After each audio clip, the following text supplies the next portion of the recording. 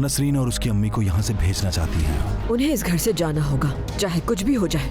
दिखाई नहीं दे रहा बात कर रहे हैं हम दोनों। तुम मेरे मुलाजिमीन से ऐसे बात कैसे कर सकती हो जाना? इतना अरसा जिस राज को तुम छुपाती आई हो, आज तुम उसका पीछा कर रही हो। तुम्हारी अपनी बहन जो तुम्हारी हमराज है, उसे घर से निकाल रही हो। क्या इस तरह से करती है बहनें? हाँ, अब वक्त आ गया है सादिया।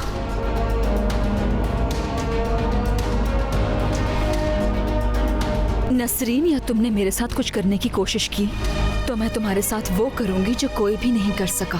नसरीन का इस घर में होना तो मुझे बहुत परेशान कर रहा है। मेरी फाइनेंशियल सपोर्ट के बगैर तुम्हारी कोई भी जरिया आमदनी नहीं है जाना। सादिया, तुम अब इस मामले में संजीदा नहीं हो सकती। जो भी वजह है बहुत जल्द सामने आ जाएगी। देखता हूँ कि कब तक छुपाते हो।